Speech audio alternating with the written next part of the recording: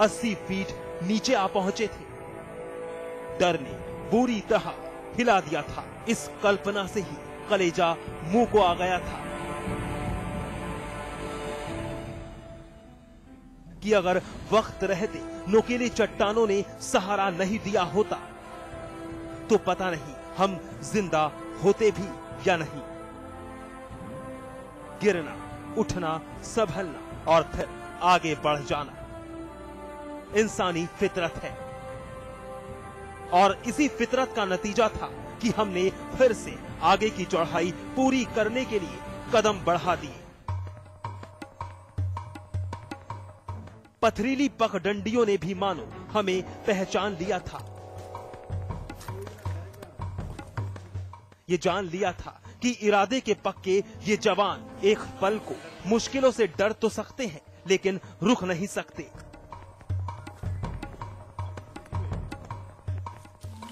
लिहाजा उन कंटीली चट्टानों ने भी हमारा साथ देना शुरू कर दिया। करीब 5000 फीट की चढ़ाई पूरी करने के बाद रास्ता थोड़ा आसान लगने लगा था।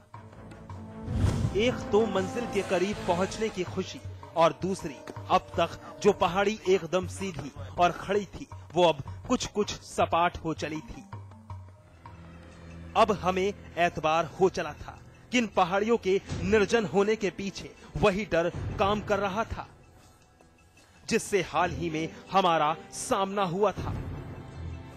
अब तक जंगली जानवर तो नहीं मिले थे हमें रास्ते में, लेकिन जंगली जानवरों के निशान जरूर मिलने लगे थे जो बता रहे थे कि कुछ वक्त पहले ही यहाँ से जंगली जानवरों का झुंड गुजरा था।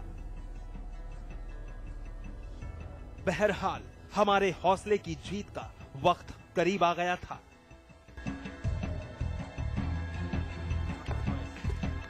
क्योंकि हम मंजिल के एकदम पास पहुंच चुके थे। सिर्फ इस बात को पुख्ता करना बाकी था कि क्या हम सही जगह आ चुके हैं या फिर ये कोई दूसरी जगह है। बेहद पुरानी हो चली पहाड़ियों के बीच एक ऐसी गुफा हमारे सामने थी जिसके आसपास इंसानी हालात ढूंढने से भी नहीं मिलने वाले थे।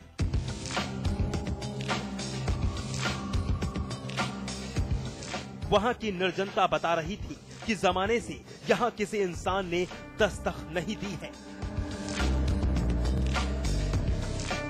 हमारी टीम के चेहरे पर मुस्कान खिलनी शुरू हो गई थी क्योंकि जिस रहस्यमयी गुफा की तलाश में हम निकले थे वो तलाश पूरी हो चुकी थी। अब सिर्फ बाकी था गुफा के भीतर की अनदेखी दुनिया को जानना, समझना और पता लगाना कि आखिर इस आदम से दिखने वाली गुफा में कौन कौन से राज दफन हैं।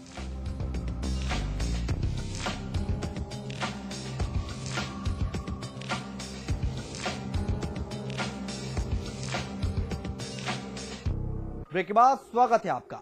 लंबी जद्दोजहद और हैरत अंगेज सफर के बाद मंजिल तो मिल चुकी थी, लेकिन असल सवाल का जवाब मिलना अब भी बाकी था। वो ये कि आखिर इस गुफा में कौन से राज दफन हैं, आखिर क्यों यहां सन्नाटा पसरा रहता है, क्यों नहीं कोई यहां आता जाता। और फिर जैसे जैसे हम गुफा के भीतर घुसते गए सारे सवालों के जवाब एक एक करके हमें मिलते चले गए। समुद्र तल से 6000 फीट की ऊंचाई पर बसे घाट ब्लॉक के लुड़तरा गांव की ये घुमकी गुफा सबसे लंबी प्राकृतिक गुफा मानी जाती है।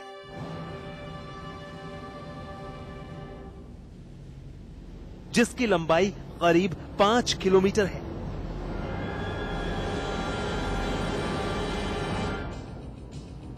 अपने आप में अनूठी इस गुफा ने पहले तमाम जंगली जानवरों को पनाह दी, फिर कई विद्वानों और धर्म गुरुओं ने इसी में रहकर चिंतन मनन किया। यहाँ के एक सरोवर और गुफाएं पहाड़ की सबसे बड़ी पहचान है। अगर आध्यात्मिक स्वरूप से देखें तो इन्हीं गुफाओं में बैठ करके आध्यात्मिक चिंतन किया है लोगों ने। और गुफाएं इसका भौगोलिक और भूगर्भीय अध्ययन एक मायने है और आध्यात्मिक दृष्टि से यह है कि इस हिमालय क्षेत्र में लोगों ने तपस्या की। लेकिन शासन प्रशासन की अनदेखी के चलते ये अब भी लोगों के लिए हैरत का सबब बना हुआ है। आलम यह है कि स्थानीय लोग भी इसे आश्चर्य के रूप में देखते हैं। यहां तक कि जब हमने वन विभाग के आलाधिकारियों से इसके बारे में सवाल किए तो वो भी अचंभे में रह गए। लेकिन गुफा के सुंदरीकरण के मसले पर गोलमोल जवाब देने लगे। गुफा अगर बहुत पुरानी है और इन साधु महात्माओं ने इसका उपयोग किया होगा तो उस आध्यात्मिक और धार्मिक दृष्टिकोण से इसका संरक्षण करना अलग बात है। दूसरी चीज यह है, महत्वपूर्ण बात यह है कि अगर वन्य जीवों द्वारा उसको अपना आवास बना लिया गया है, उनका हैबिटेट वहां डेवलप हो गया है, तो उस नजरिए से उसको मेंटेन किया जाएगा। अब भी ये राज ही बना हुआ है। किस गुफा का निर्माण हुआ कैसे? गुफा का एक सिरा तो मिल गया, लेकिन इसका दूसरा सिरा कहां है किसी को पता नहीं। एक बार गांव के ही कुछ लोगों ने पता लगाने की कोशिश भी की, लेकिन जंगली जानवरों और सांपों के डर से वो आधी दूरी तय करके ही लौट आए। सबसे पहले तो मैं समाचार प्लस को धन्यवाद देना चाहता हूं कि जो आपने इस गुफा के बारे में जो है पूरे प्रदेश को और देश को जो बताया है, इसके लिए आप लोग बहुत बहुत धन्यवाद। और ये जो गुफा है, जब हम लोग छोटे छोटे थे तभी से सुनाई देता था। हमारे बुजुर्ग लोग कहते थे कि ये कम से कम लगभग 4-5 किलोमीटर की गुफा है। तो उस टाइम तो अपने संसाधनों से लोग गए, ऐसे कोई बिजली का वहाँ कोई वो नहीं था, लाइट की व्यवस्था नहीं थी। फिर भी जो लोग बुजुर्ग लोग गए हैं, उनका कहना है कि ये बहुत लंबी गुफा है और इस पे जो है हम अपने स्तर से भी हम सोच रहे थे कि इस पे जो है शासन को ये कहा जाए और प्रशासन को भी ये हम कहते हैं कि ये गुफा के बारे में अपना स्तर से इसमें जो है जांच की जाए और इसको जो है पर्यटक के मैप में लाया जाए। घुमरी गुफा कोई अकेली ऐसी गुफा नहीं है, बल्कि तमाम गुफाएं और कुदरत के ढेरों आश्चर्य पहाड़ की कंदराओं में छिपे हैं।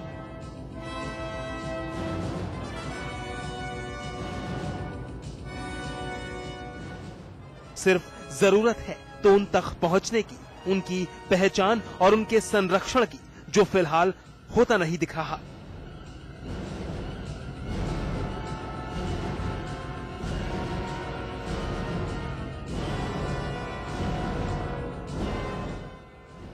सुरेंद्र रावत, चमोली, समाचार प्लस।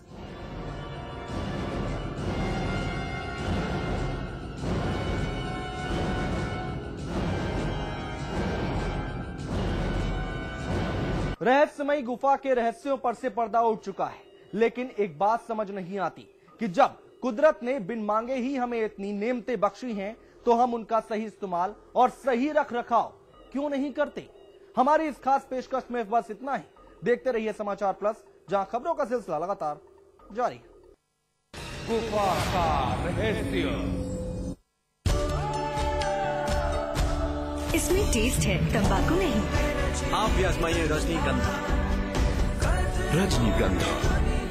मैं चाहूंगा कि जब जब भी मेरा जन्म हो, वृंदावन की इसी पावन भूमि में हो। A unique project with world-class facilities just for you and your loved ones. Nalanda leisure Sanskar city At Vrindavan. सभी क्षेत्रवासियों को आरके एजुकेशन ट्रस्ट की तरफ से साई टेम्पल इगलास अलीगढ़ की ओर से गणतंत्र दिवस की हार्दिक। Supertech, yours for life. प्रदेश के बेरोजगारों को सरकार का तोहफा। रोजगार सह कौशल भत्ते के नियमों को और भी सरल बनाकर दिया बेरोजगारों पर ध्यान, ताकि छूट न जाए कोई भी बेरोजगार। मुख्यमंत्री की पहल पर उदार किए गए बेरोजगारी भत्ते के नियम। पहले जहां 1.5 लाख रुपए सालाना तक पारिवारिक आय वाले बेरोजगार ही भत्ता पा सकते थे, वहीं अब सरकार ने यह सीमा बढ़ाकर कर दी है 2.5 लाख। वहीं पहले जहां अंतिम शिक्षा के बाद सेवा योजन में 4 साल पंजीकरण होना अनिवार्य था, वहीं अब प्रथम पंजीकरण से 4 साल तक के पंजीकरण वाले बेरोजगार होंगे भत्ते के हकदार। यही नहीं, सरकार ने एक परिवार से एक बेरोजगार को ही भत्ते देने के प्रावधान को भी किया खत्म। अब एक परिवार से कितने भी बेरोजगार पा सकते हैं भत्ते का लाभ। आइए सरकार की इस योजना का लाभ उठाएं। जो कहा है वो निभाया है, जो कहेंगे वो निभाएंगे। भारतीय गणतंत्र दिवस के पावन पुनीत अवसर पर सभी देश व प्रदेशवासियों को हार्दिक शुभकामनाएं देते हुए, स्वाद बड़ी चीज है, स्वाद से बढ़कर कुछ नहीं। तुलसी सादा पान मसाला। मैं चाहूंगा कि जब जब भी मेरा जन्म हो, वृंदावन की इसी पावन भूमि में हो। A unique project with world-class facilities just for you and your loved ones. Nalanda leisure Sanskar city At Vrindavan. गणतंत्र दिवस 26 जनवरी की प्रदेश व देशवासियों को हार्दिक शुभकामनाएं। पूरे देश में विकास की किरणें जन जन तक पहुँचे, यही मेरी हार्दिक शुभकामना। एटा में आग से खेलना युवक को पड़ा भारी। गणतंत्र दिवस समारोह में स्टंट करते वक्त आग की चपेट में आकर झुलसा, पहुंचाना पड़ा अस्पताल। दलितों पर विवादित बयान के लिए आशीष नंदी ने मांगी माफी, लेकिन जयपुर में SC/ST एक्ट के तहत केस दर्ज, गिरफ्तार किए जा सकते हैं आशीष नंदी। बीएसपी सुप्रीमो मायावती ने की मांग, आशीष नंदी को तुरंत गिरफ्तार कर जेल भेजा जाए। मंत्री राम आसरी ने कहा, यूपी में होते तो भेज देते जेल। गणतंत्र दिवस पर दिल्ली में राष्ट्रपति प्रणब मुखर्जी ने फहराया तिरंगा। भूटान नरेश वांगचुक बने कार्यक्रम के मुख्य अतिथि। शानदार झांकियों ने मन मोहा। दिल्ली के राजपथ पर दिखे राज्यों के अद्भुत रंग। यूपी की झांकी ने खींचा सबका ध्यान। ब्रज की होली का दिखा रंग। लखनऊ में यूपी के राज्यपाल BL जोशी तो देहरादून में राज्यपाल कुरैशी ने फहराया तिरंगा। रंगारंग सांस्कृतिक कार्यक्रमों का हुआ आयोजन।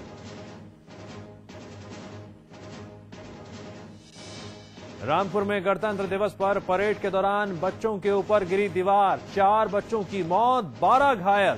फर्रुखाबाद में स्कूल का छज्जा गिरने से 6 बच्चों समेत 7 जख्मी। लखनऊ में मामूली विवाद को लेकर फायरिंग, आरोपी शख्स ने गलती से दोस्त को मारी गोली, दोस्त की मौत, 2 आरोपी चढ़े पुलिस के हत्थे।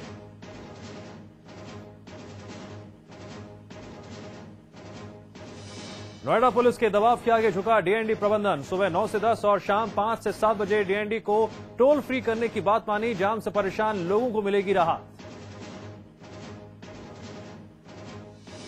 गणतंत्र दिवस पर उत्तराखंड के लोगों को सीएम का तोहफा, ऑनलाइन शिकायत दर्ज कराने की सुविधा शुरू। समाधान के बारे में भी ऑनलाइन मिलेगी जानकारी।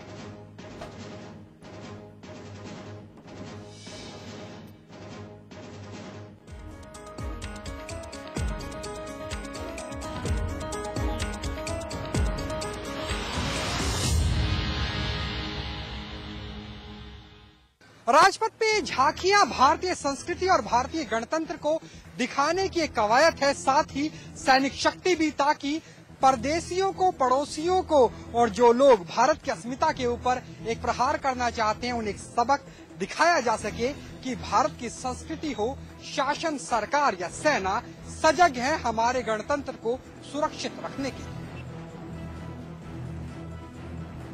28 राज्य हो, 7 केंद्र शासित प्रदेश, समूचा भारत एक है और यही एकता आज नजर आई गणतंत्र दिवस पर, जहां पर तमाम राज्यों की झांकियों ने छटा बिखेरी भारत की संस्कृति की, भारत की अनेकता में एकता की, और साथ ही सैनिक शक्ति ने यह दिखाने की कोशिश भी की कि अगर इस गण के ऊपर कोई भी बुरी नजर डालेगा तो उसको करारा जवाब दिया जाएगा।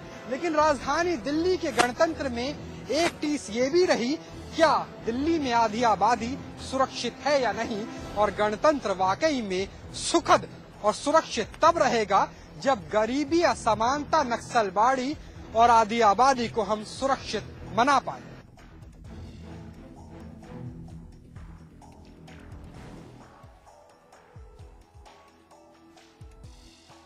राजधानी दिल्ली में गणतंत्र दिवस मनाया गया, लेकिन बीते 63 सालों में हमने अपने अधिकारों की बात तो बहुत की, लेकिन कर्तव्यों की बात भी रखनी चाहिए, तभी गणतंत्र संपन्न हो पाएगा। गणतंत्र दिवस के मौके पर परेड में अग्नि 5 मिसाइल की झांकी दिखाई गई। 5000 किलोमीटर तक मार करने में कामयाब ये मिसाइल भारतीय सेना की बड़ी ताकत है। भारत को अंतर महाद्वीपीय बैलिस्टिक मिसाइल धारक मुल्कों की कतार में खड़ा करने वाली अग्नि 5 मिसाइल इस बार गणतंत्र दिवस परेड का मुख्य आकर्षण रही। परेड में अग्नि प्रक्षेपास्त्र नजर आया, जो 5000 किलोमीटर से अधिक तक किसी भी दिशा में और बेहद कम समय में अचूक वार